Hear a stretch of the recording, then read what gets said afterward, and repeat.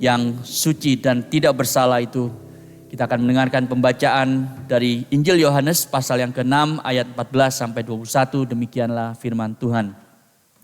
Ketika orang-orang itu melihat mujizat yang telah diadakan Yesus, mereka berkata, "Dia ini adalah benar-benar nabi yang akan datang ke dalam dunia." Karena Yesus tahu bahwa mereka hendak datang dan hendak membawa dia dengan paksa untuk menjadikan dia raja. Ia menyingkir pula ke gunung seorang diri. Dan ketika hari sudah mulai malam, murid-murid Yesus pergi ke danau, lalu naik ke perahu dan menyeberang ke Kapernaum. Ketika hari sudah gelap, Yesus belum juga datang mendapatkan mereka, sedang laut bergelora karena angin kencang. Sesudah mereka mendayung kira-kira 2-3 mil jauhnya, mereka melihat Yesus berjalan di atas air mendekati perahu itu. Maka ketakutanlah mereka. Tetapi ia berkata kepadanya, "Aku ini, jangan takut." Mereka mau menaikkan dia ke dalam perahu dan seketika juga perahu itu sampai ke pantai yang mereka tujui. Silakan duduk jemaat sekalian, demikian jauh pembacaan firman Tuhan.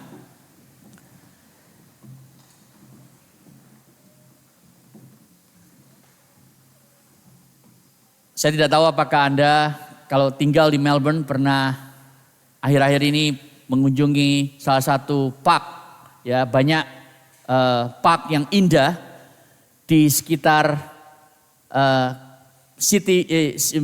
CBD, tapi juga di suburb, saudara. Dan yang saya sering kunjungi untuk lari adalah Giles Park di Willis Hill. Dan yang menarik, saudara, di Giles Park itu ada satu danau kecil, ya tidak sebesar yang tadi ditunjukkan oleh Helena, tetapi ada sign yang muncul di sana yang seringkali dilanggar oleh banyak orang, saudara. Ya, karena ada banyak bebek, ada banyak angsa dan burung di sana, maka ada tanda yang bilang begini, "Please don't feed the ducks." Jangan kasih makan bebek, ya. Karena banyak sekali orang yang suka bawa roti, ya roti yang sudah 3 hari udah mulai basi, gitu ya.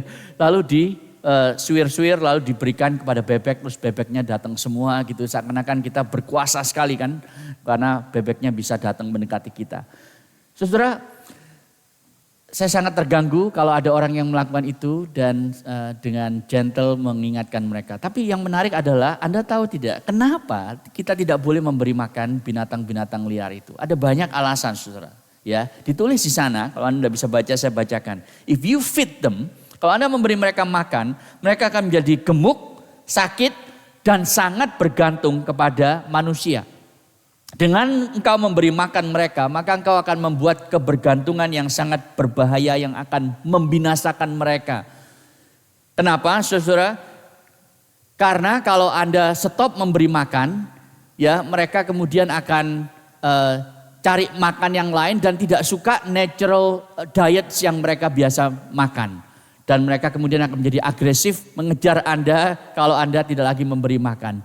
Tapi kemudian yang lain adalah kalau Anda kasih mereka roti, ya kemudian akan datang tikus, akan datang musang, saudara, dan mereka akan mengganggu ekosistem yang ada. Jadi basically jangan kasih makan kepada binatang-binatang liar tersebut.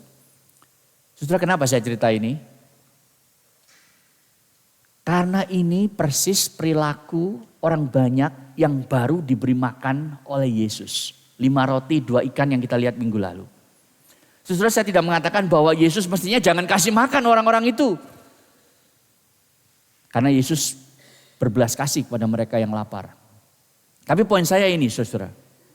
Poin saya adalah perilaku orang-orang tersebut, kerumunan orang banyak itu sangat sama dengan perilaku bebek-bebek yang ada di Giles Park itu.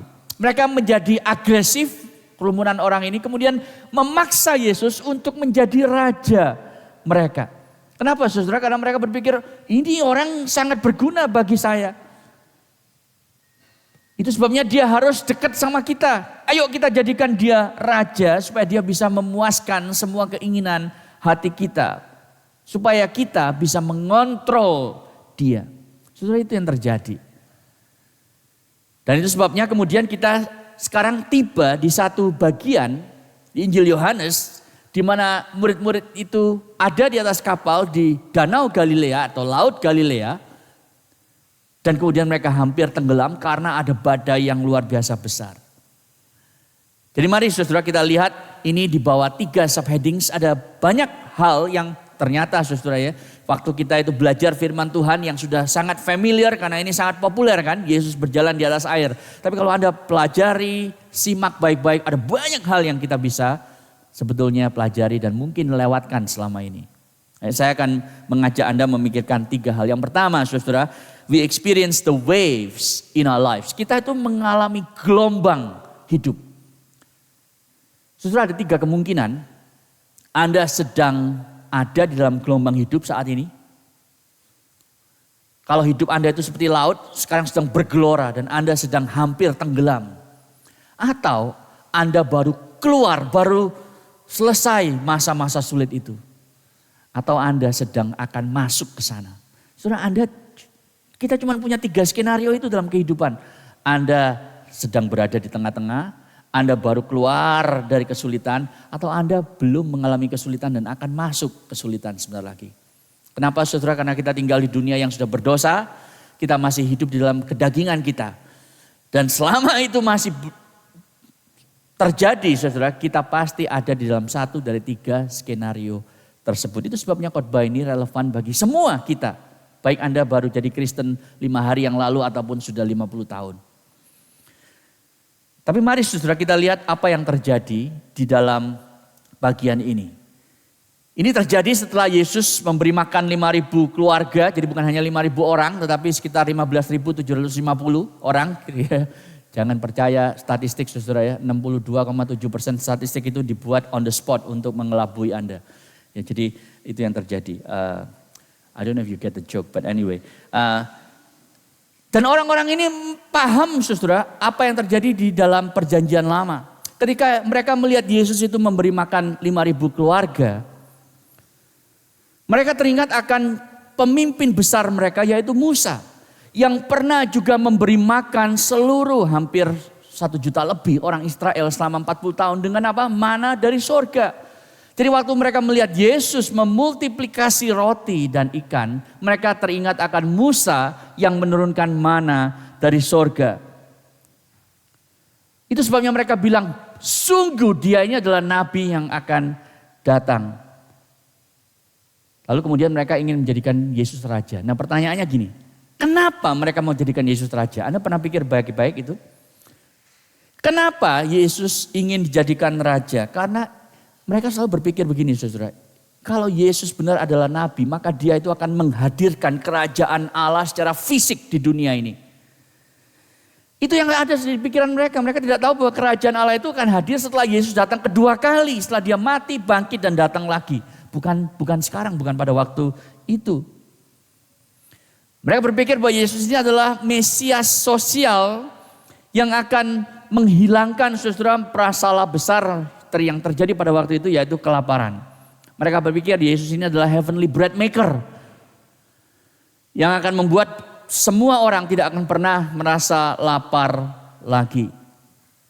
Tapi mereka juga berpikir begini tentang Yesus saudara.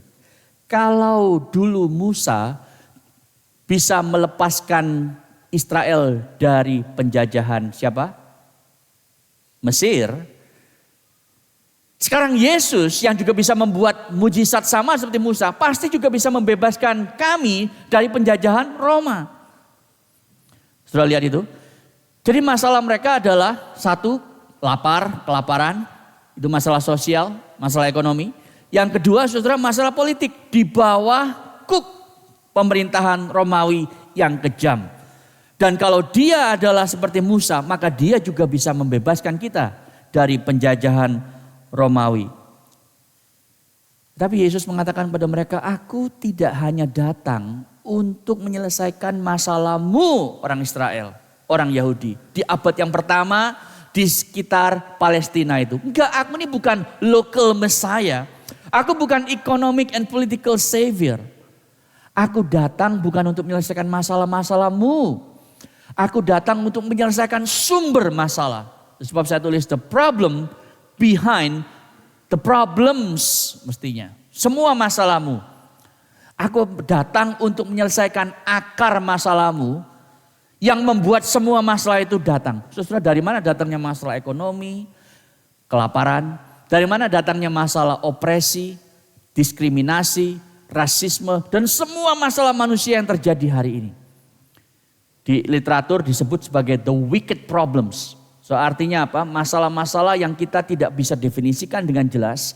Masalah-masalah yang kita tidak bisa tahu solusinya apa karena terlalu kompleks dan terlalu fluid, saudara. Climate change misalnya.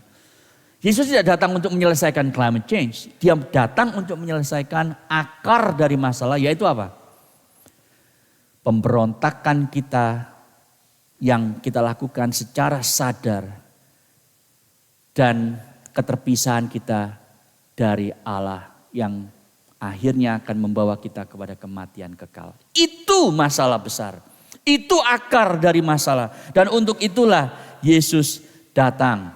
Kita mendengar minggu lalu saudara, dia adalah roti hidup itu sendiri. Dan dia mengatakan, aku datang.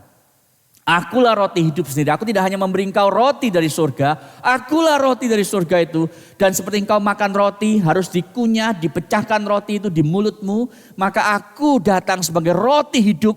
Dan aku akan dikoyak-koyak tubuhku. Supaya engkau menjadi utuh kembali. Itu yang Yesus katakan. Dan kita sudah lihat minggu lalu. Itu sebabnya saudara, orang-orang ini ingin menjadikan Yesus raja, tapi Yesus tahu apa yang ada di hati mereka. Itu sebabnya kalau Anda membaca passage paralelnya di Matius dan Markus, selain Yohanes ini, kita diberitahu bahwa Yesus kemudian melakukan tiga hal. Tiga hal saudara. Yang pertama, dia itu menyuruh semua orang pergi. Yuk bubar, bubar gitu ya. Tidak ada lagi roti dan ikan yang dimultiplikasi. Bubar, itu yang dia katakan pertama. Yang kedua, saudara, Yesus kemudian menyuruh para muridnya untuk naik perahu pergi ke seberang.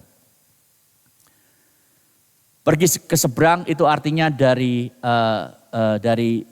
timur ke barat, saudara. Ya. Kemudian yang ketiga, dia naik ke atas gunung untuk berdoa sendirian kepada Bapaknya. Sampai sini saudara, timbul kemudian pertanyaan. Ya, kalau Anda jeli, itu namanya inductive Bible study. Anda akan bertanya begini. Kenapa Yesus mengirim murid-muridnya ke tengah laut? Pada waktu dia mengirimkan mereka ke tengah laut, tahukah Yesus bahwa nanti akan ada badai besar? Bahwa nanti akan ada violent waves, ada hurricane, ada angin kenceng yang luar biasa sehingga mereka itu hampir tenggelam. Yesus tahu enggak? Kalau dia tahu, kenapa toh tetap dia nyuruh mereka untuk menyusuri Danau Galilea itu? Saudara, ini pertanyaan yang penting karena ini saya kira menjadi kunci dari kita mengerti passage ini tentang Yesus berjalan di atas air. Kenapa saudara? Sekarang pelajarannya bukan untuk orang banyak tapi untuk murid-muridnya. Karena murid-muridnya rupanya juga nggak ngerti saudara apa yang Yesus tunjukkan melalui mujizat 5 roti 2 ikan. Mereka juga nggak ngerti. Sama kayak kita saudara. Suka lamban berpikir.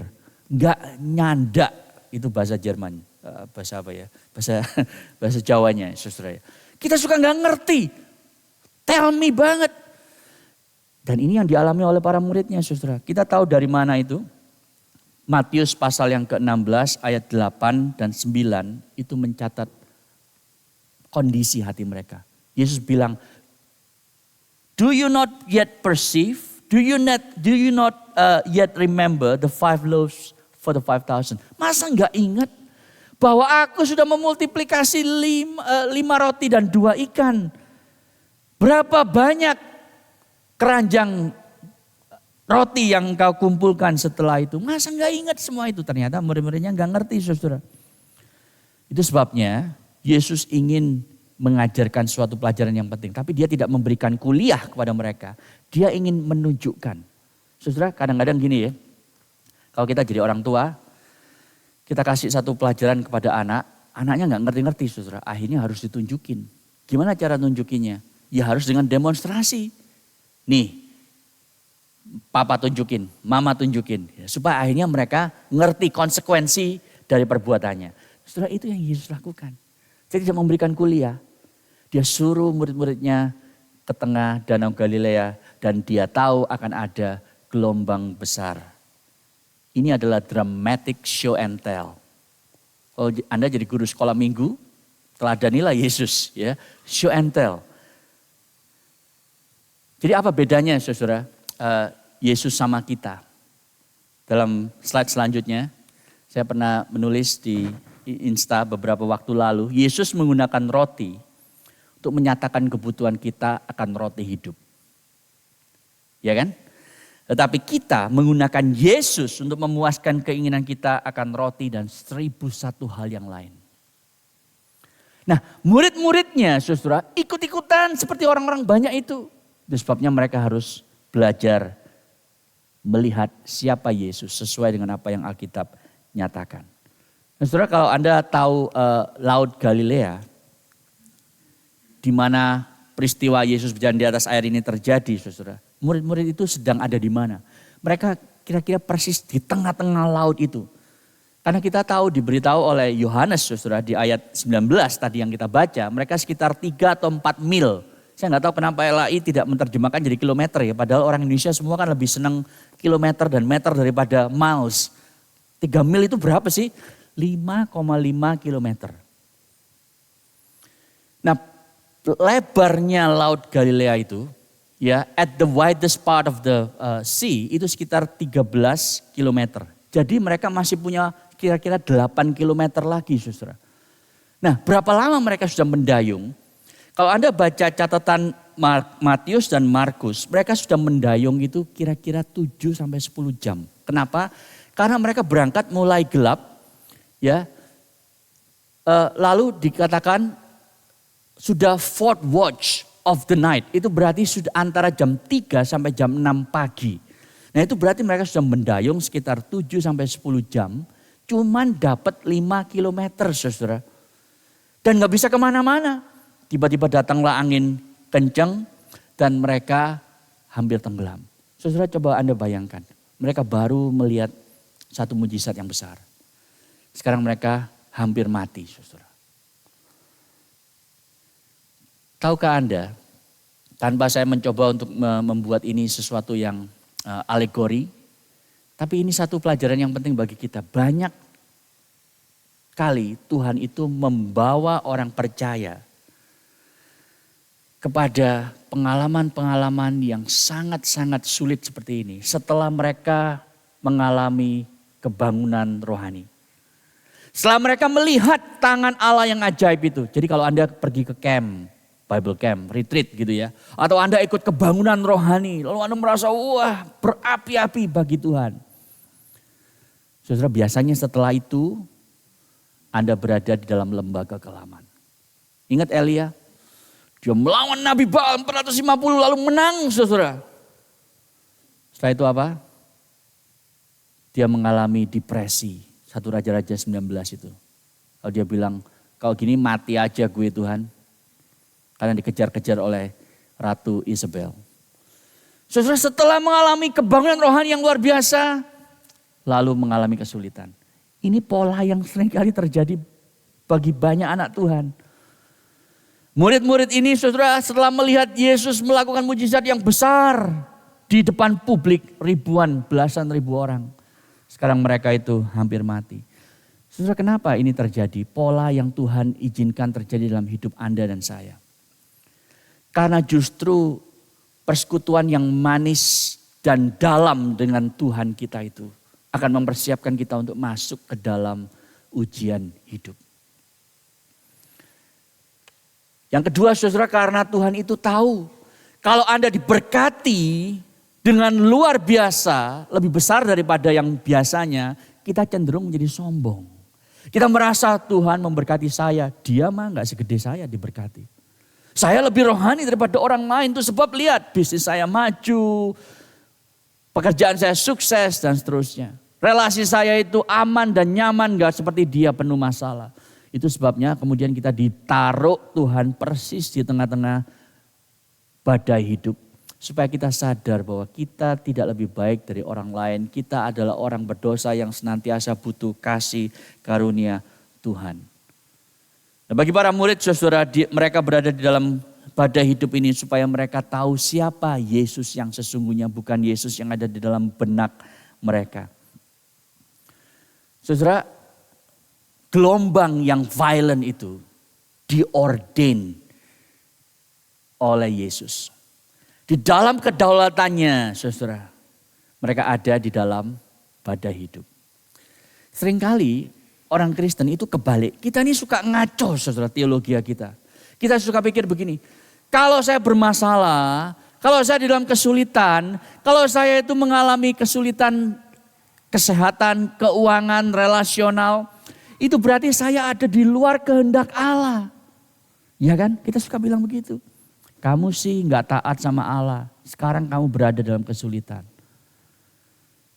Saudara, memang itu mungkin terjadi. Anda berada di dalam kesulitan karena konsekuensi dosa Anda tidak mau taat sama Tuhan. It can happen. Tetapi hari ini kita diajari sesuatu yang juga sama benarnya dan seringkali lebih sering terjadi. Yaitu apa? Justru pada waktu Anda ada dalam kehendak Allah, Anda berada dalam kesulitan. Sudah lihat murid-murid ini. Justru mereka taat kepada Yesus. Engkau sekarang dayung kapal ke Kapernaum. Mereka taat, lalu mereka ada di dalam badai. Karena mereka ada di dalam center of God's will, sekarang mereka ada di dalam center of God's storm. Jadi kalau Anda ada dalam badai hidup karena Anda taat, jangan kaget. Itu adalah pola yang Tuhan berikan kepada orang percaya. Dan seberapa Anda merasa diri hebat, sukses, pengalaman, Anda mungkin merasa saya resourceful, saya sudah lama jadi orang Kristen, saya punya banyak network.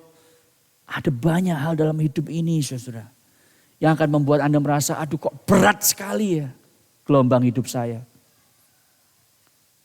Mungkin ada di antara kita yang berpikir, gimana saya akan bayar mortgage, cicilan rumah.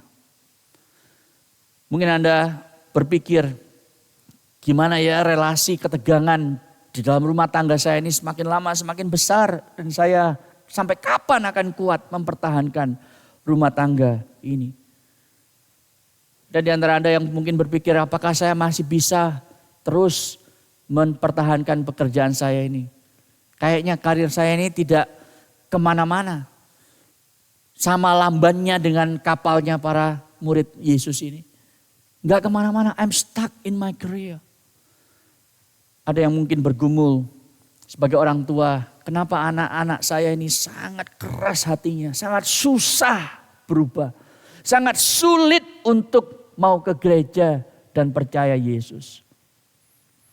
Ada yang bergumul mungkin dengan kesehatan, dengan sakit secara fisik atau mental.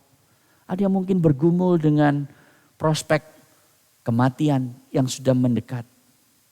Saudara, seberapapun Anda itu sudah hebat, merasa diri saya ini something.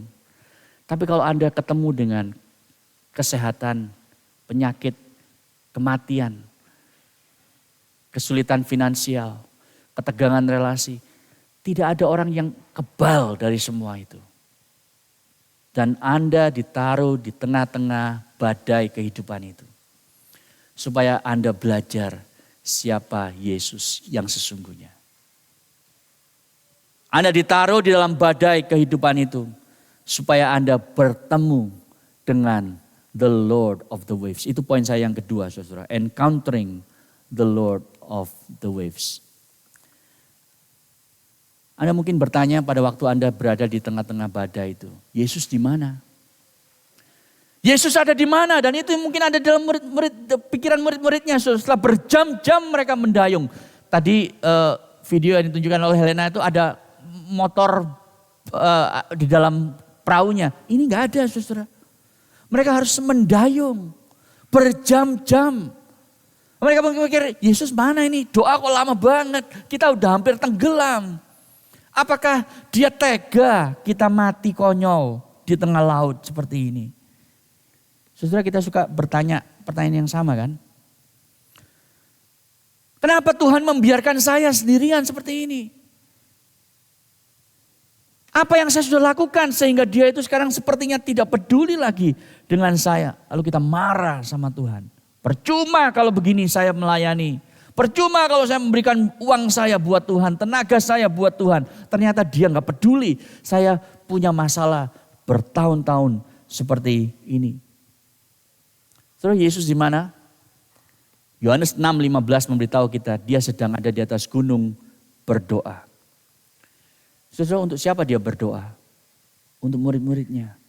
Untuk Anda dan saya. Dia tidak sedang tiduran, ngantuk, melupakan kita, tidak peduli dengan kita. Enggak, dia sedang berdoa untuk murid-muridnya. Dia sedang melihat kepada murid-muridnya. Apa yang sedang mereka alami di tengah-tengah badai tersebut. Saudara, Yesus ada di mana hari ini? Yesus ada di sorga, di sebelah kanan Allah. Bersyafaat untuk Anda. Dia sedang melihat Anda. Dia sedang melihat kesulitan hidupmu. Dan dia sedang menopangmu dengan berdoa. Pada waktu kita sendiri sudah tidak bisa keluar lagi kata-kata. Karena sangat-sangat gelap apa yang menjadi pengalaman kita. Yesus berdoa bagimu. Dia melihat engkau. Dan dia menggatang engkau. Tetapi dia tahu saudara. Cara satu-satunya Anda berubah. Bukan menarik kesulitan hidup. Tetapi membawa engkau melalui kesulitan hidup. Itu sebabnya dia tidak menolong murid-muridnya pada waktu itu. Dan dia tidak menolong kita pada waktu kita ingin ditolong seketika juga. Tidak. Karena yang ada di benak Yesus lebih penting Anda itu holy daripada happy. Holiness is more important than happiness. Keserupaan dengan Kristus lebih penting daripada kurikulum vitae Anda. Itu sebabnya saudara, Yesus tidak mencabut kesulitan dari dalam hidup kita. Tapi dia membawa kita melalui kesulitan tersebut. Bagaimana dengan kita? Kita berdoa tidak kepada Yesus. Kalau Yesus berdoa bagi kita, apakah kita berdoa kepadanya? Saudara, kita seringkali sebagai orang Kristen berdoa hanya saat kepepet. Betul kan? Tolong angkat tangan siapa yang berdoa kalau cuman kepepet. Bertobat saat hanya kegencet. Dan Tuhan, aku layak dipencet. Saudara, itu yang kita lakukan. Kalau lagi emergency baru berdoa. Doa kalau hanya saat kepepet itu saudara, berarti Anda mendeklarasikan bahwa Anda tidak butuh Yesus 98% dalam hidup Anda. Anda cuma butuh dia waktu 2% itu loh. Kenapa? Karena kita memiliki tenaga, otak, dan uang. Dan saudara, kalau ini menjadi pola hidup kita, satu kali Allah akan bilang begini. Kalau itu maumu, terjadilah kehendakmu. Betul saudara. Kalau memang itu maumu, cari saya cuma kalau ada maunya, ya sudah terjadilah kehendakmu. Sakarapmu lah. Yesus terus berdoa bagi Anda. Bagaimana dengan Anda? Bukan hanya itu yang dia lakukan saudara. Yang kedua dia datang kepadamu. Coba lihat saudara, dia datang kepada murid-muridnya. Setelah mereka itu mencapai 5 kilometer di tengah-tengah laut itu. Tapi perhatikan timingnya. Matius mencatat tadi yang saya sudah beritahu. The fourth watch of the night. Jam 3 sampai jam 6. Kira-kira seperti itu saudara. Artinya apa? Yesus memang menunggu. Sampai mereka itu benar-benar bilang, waduh celaka, mati dah. Mati dah gue. Pada waktu itu, pada waktu kita itu ada di dalam breaking point. Kita belajar untuk berserah. Karena ke kiri gak bisa, ke kanan gak bisa. Mau maju mau kemana, mau mundur mau kemana. Di tengah-tengah saudara. Dan satu-satunya arah yang kau bisa lihat adalah ke atas. Dan waktu itulah Yesus datang.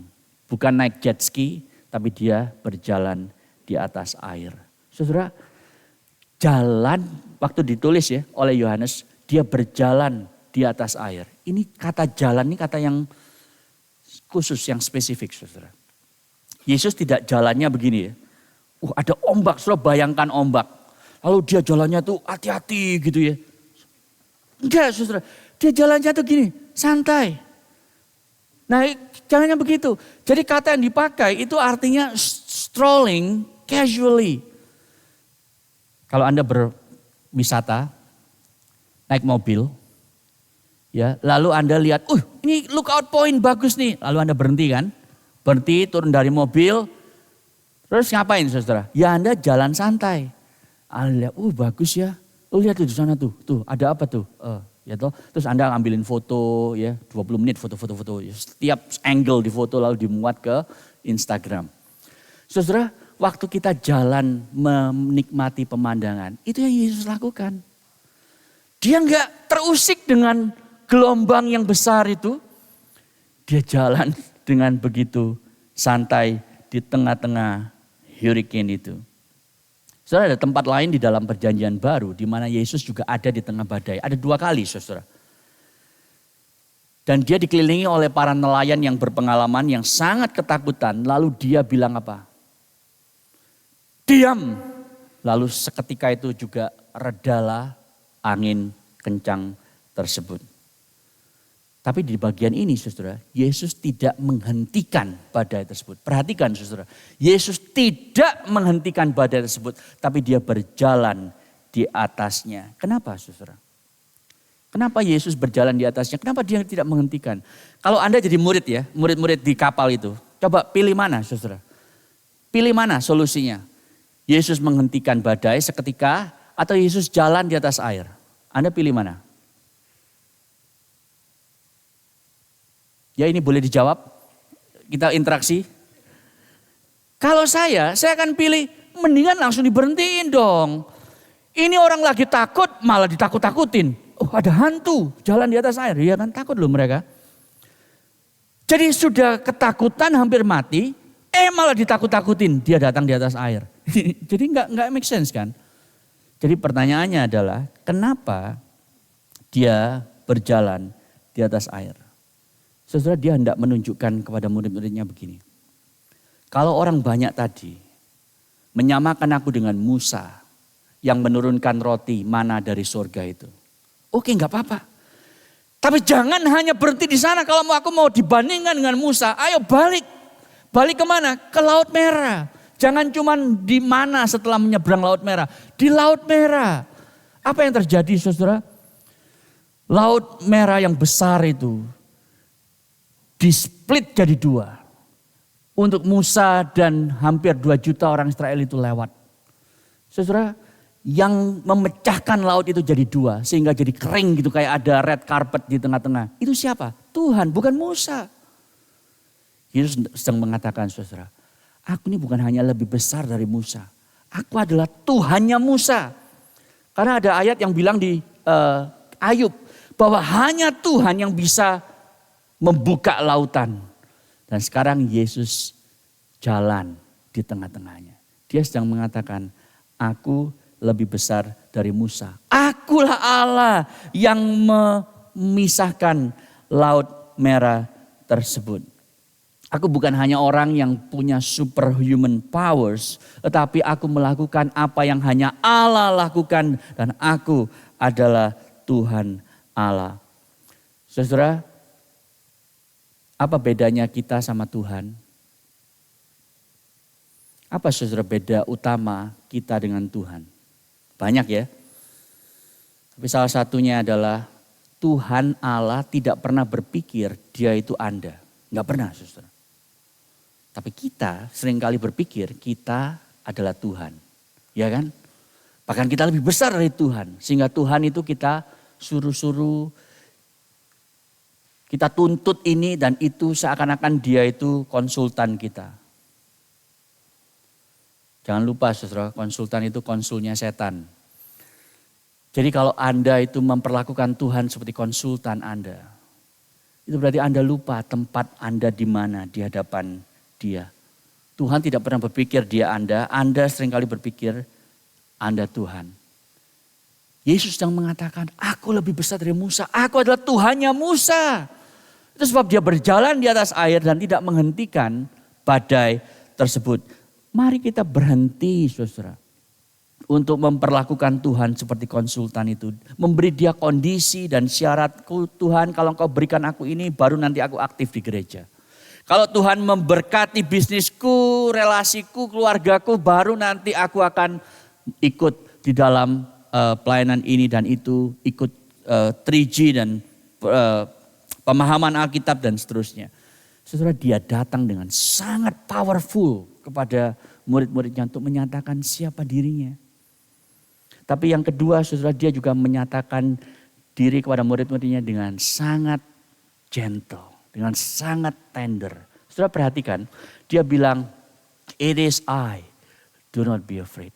Ini aku, jangan takut. Ini kalimat yang luar biasa, saudara. Dia bilang, Anda bayangkan ya, ini ombaknya besar, kapalnya goyang-goyang, saudara. Mungkin ada yang muntah-muntah mabuk. Meskipun banyak dari mereka yang adalah pengalaman nelayan yang berpengalaman, jadi mungkin sudah nggak muntah lagi, tapi tetap takut kan. Lalu Yesus dengan santai jalan, dia bilang, ini aku, jangan takut. Saudara, dia begitu gentle. Kenapa saudara? Karena memang Yesus itu di satu sisi dia sangat kuat, di satu sisi dia sangat baik. Anda tidak akan ketemu Tuhan lain di agama manapun yang memiliki dua kualitas itu bersamaan. Strong and kind, powerful but gentle. Dewa-dewa, berhala-berhala yang sangat powerful biasanya itu semena-mena, kejam terhadap orang-orang yang menyembah dia, ya kan? Yesus berbeda. Dia sangat kuat, tapi dia sangat gentle.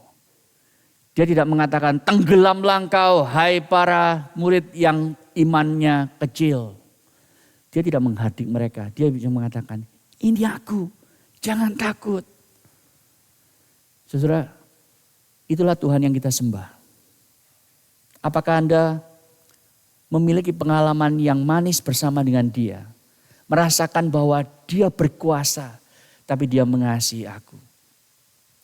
Dia sangat-sangat besar, pencipta langit dan bumi, tapi dia mengasihi aku seakan-akan tidak ada orang lain di planet ini. Saudara, itu yang Yesus sedang nyatakan kepada murid-muridnya untuk memberitahu siapa dirinya. Dan saudara, apa respon kita seharusnya? Yang ketiga dan terakhir, kita harus enthrone him in the waves. Enthroning the Lord in the waves. Saudara, dari mana saya dapat ini? Memuji Tuhan di dalam gelombang. Saya dapat ini dari kata it is I. It is I. Saudara, bagaimana kita bisa percaya bahwa Yesus itu akan datang dengan kekuatannya dan kelemah lembutannya bagi Anda dan saya. Pada waktu Anda melihat dan memahami kata it is I itu. Jadi begini saudara ya, it is I.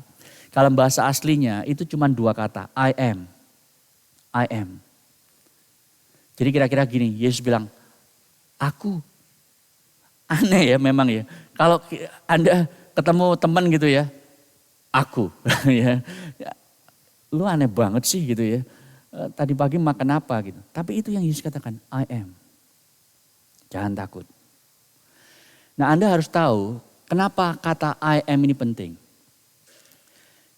Yohanes memuat banyak kali Yesus mengatakan I am. Akulah jalan kebenaran dan hidup. Akulah gembala yang baik. Tapi saudara, dari 7 I am statement itu tidak menunjuk kepada nama Allah di Keluaran 3 ayat 14. Tetapi bagian ini pada waktu Yesus mengatakan it is I. Komentator itu dengan akurat sekali mengatakan begini saudara. Ini jelas mengacu kepada Keluaran 3:14. Apa yang terjadi di sana? Musa akan diutus untuk melepaskan bangsa Israel dari Mesir. Lalu Musa tanya begini, Tuhan, kalau nanti ada yang tanya, siapa yang mengutus engkau untuk melepaskan kami dari Mesir? Saya harus jawab apa Tuhan? Lalu Allah bilang begini, I am who I am. Aku adalah aku. Akulah yang menyuruh engkau. I am who has sent you. Saudara, maksudnya apa? Maksudnya, waktu Yesus memakai nama Allah, lalu dia pakai untuk dirinya sendiri, I am. Jangan takut. Dia sedang mengatakan, akulah Allah. Akulah Allah yang memisahkan Laut Merah itu. Aku tidak memiliki awal dan tidak memiliki akhir. Aku tidak bergantung pada apapun dan semuanya bergantung kepadaku. Aku tidak disebabkan oleh apapun tapi semuanya disebabkan oleh aku. Aku bukan hanya exist, akulah existence itu sendiri. Dan saudara tahu apa yang beda di sini? Yang menurut saya waktu saya memahami ini, saudara, saya bersyukur kepada Tuhan dan memuji Dia di dalam private study saya mempersiapkan khotbah ini. Karena begini saudara, waktu Musa diberitahu Tuhan siapa nama Tuhan. Tuhan juga bilang begini, Musa, copot sandalmu. Karena tanah di mana engkau berdiri itu adalah suci. You are on holy ground. Saudara yang tahu itu orang Asia, ya kan? Kita ke rumah teman kita yang Asia, tolong sandal dilepas gitu ya. Kalau biasanya orang di sini bingung, kenapa gue harus lepas sepatu dan sandal? Repot banget gitu ya, nggak peduli akhirnya. Apalagi tourist people gitu ya. Not everyone is like that though. Tetapi gini saudara, Musa disuruh Tuhan lepas sandal. Kenapa? Karena ini suci. Terlalu suci bagi Musa yang berdosa itu. Dan kalau tidak hati-hati dia bisa mati saudara. Karena Allah suci, Musa berdosa. Kesucian dan keberdosaan tidak bisa campur. Waktu Musa di Keluaran 3:3 bilang, Tuhan nyatakan, tunjukkan kemuliaan-Mu. Tuhan bilang, gak bisa Musa. Karena kalau engkau melihat kemuliaanku, engkau akan mati. Jadi saudara, setiap kali Allah hadir, message-nya adalah takutlah. Itu sebab Anda lihat kan, di Yesaya 6 itu adalah titik awal sebetulnya. Kalau Anda belajar Alkitab melihat benang merah, Anda akan merasa, wow, this is amazing. Yesaya 6 itu pertama kalinya di dalam seluruh progressive revelation Allah itu. Pertama kalinya Yesaya itu saudara, dia tuh mungkin kalau kita bilang dengan bahasa kita hari ini tuh ya, gemetaran itu banget. Kenapa? Karena Allah hadir di bait sucinya itu yang dia lihat saudara. Lalu dia bilang apa? Celakalah aku manusia yang najis bibir. Tetapi apa yang terjadi? Bukannya dia binasa, tetapi Allah mendekat kepadanya dan dia tidak binasa. Ini satu titik balik saudara. Yang untuk menunjukkan kemudian apa yang Yesus lakukan. Dia datang, dia Allah tetapi tidak membinasakan ternyata. Tetapi malah memulihkan kita. Itu sebabnya Yesus tidak bilang begini, ini aku, takutlah engkau. Enggak saudara, dia bilang ini aku, jangan takut. Kenapa Yesus bisa bilang jangan takut? Kalau dia adalah Allah yang suci, ketemu dengan para muridnya yang berdosa itu. Karena kalau Anda lihat di Mazmur 144 ayat yang ke-7 saudara. Di sana dikatakan bahwa Allah itu stretch forth his hand from on high. Dia itu membuka tangannya untuk menolong kita. Saudara, yang kita tidak baca di Injil Yohanes adalah Petrus itu hampir tenggelam. Karena di Matius dan Markus kita diberitahu cerita saudara. Petrus itu berteriak, Lord save me. Jadi Petrus bilang begini, Tuhan kalau itu engkau bukan hantu, suruhlah aku datang kepadamu. Lalu Yesus bilang, oke datanglah. Terus dia mulai datang. Tapi dia tidak strolling kayak Yesus casually begitu. Dia pasti mati deh gitu ya. Lalu dia tidak melihat Yesus, terus dia mulai tenggelam. Tetapi Yesus melakukan apa yang ditulis di Mazmur 144 ayat 7. He stretched out his hand. Lalu menyelamatkan Petrus. Saudara, gambaran ini adalah gambaran yang nantinya akan dilakukan oleh Yesus di atas kayu salib. Pada waktu dia itu merentangkan tangannya. untuk menolong kita dengan mati di atas kayu salib. Dia terpaku di atas kayu salib dan tangan yang berlubang itu saudara menunjukkan bahwa dia itu stretch out his hand untuk menyelamatkan kita bukan dari kematian fisik saja, bukan hanya dari kesulitan hidup saja, tapi dari kematian kekal karena dosa dan pelanggaran kita. Itu yang Yesus lakukan. Itu sebabnya dia bisa mengatakan, ini aku, jangan takut lagi karena aku akan menunjukkan tanganku yang berlubang itu untuk engkau. Saudara, apa akibatnya? Anda lihat di dalam Yohanes 16 ayat 21. Mereka menaikkan dia ke dalam perahu. Seketika itu juga perahu itu sampai ke pantai. Jadi ini mujizat lagi saudara. Begitu Yesus naik ke atas kapal itu. Tiba-tiba kapalnya langsung sampai ke daratan. Ini mujizat loh. Setiap perahu yang benderanya itu adalah bendera Yesus Kristus pasti akan sampai ke daratan. Yesus berkata di Yohanes 6 ayat 39, dan inilah kehendak dia yang mengutus aku. Aku tidak akan kehilangan satupun dari apa yang Allah Bapa-Ku sudah berikan kepadaku. Dan aku akan membangkitkan mereka di hari yang terakhir. Nah, cerita ini berakhir saudara. Saya tutup dengan apa yang ditulis oleh Matius 14 ayat 32-33. Setelah melihat semua itu, dikatakan begini, mereka naik ke perahu, angin pun reda dan orang-orang yang ada di perahu itu, murid-muridnya, menyembah Yesus. Katanya, sesungguhnya engkau anak Allah. Sesungguhnya engkau anak Allah. Itu adalah pertama kalinya di seluruh rentetan cerita Injil Yohanes. Pertama kalinya murid-murid itu mengakui dengan mulut bibir mereka. Yesus adalah anak Allah. Bagaimana mereka bisa sampai kepada confession of faith itu? Karena mereka baru melalui kesulitan hidup. Saudara, bagaimana Anda dan saya bisa mengakui Yesus sungguh-sungguh anak Allah bukan hanya di otak, tapi di hati kita. Kalau kita melalui badai kehidupan. Dan Anda bertemu dengan the Lord of the waves. Baru Anda akan mengatakan, ya Tuhan, aku berada di hadapan Yesus, anak Allah itu. Maukah Anda, beranikah Anda berdoa? Tuhan, selama ini aku main-main dengan imanku. Aku gak pernah serius. Aku berpikir bahwa aku masih muda, aku punya puluhan tahun di depanku.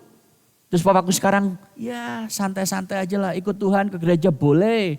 Tapi kalau mau komit, mau sungguh-sungguh, mau berubah, tunggu dulu. Banyak hobi yang aku masih suka Tuhan. Dan itu penuh dengan dosa. Anda tidak akan sungguh-sungguh mengakui Yesus sebagai anak Allah. Sampai Anda berada di dalam badai hidup. Dan mungkin setelah ibadah ini Anda akan ada di dalam badai hidup. Jangan marah kepada Tuhan. Jangan meninggalkan Tuhan. Tapi lihat pengalaman murid-murid ini. Carilah dia. Temuilah dia. Di dalam badai itu. Dan kau akan dimurnikan. Dan kau akan dipulihkan. Untuk sungguh-sungguh memahami dia. Mengikut dia. Sampai nafas terakhir kita di dunia ini. Mari kita tunduk kepala, kita berdoa.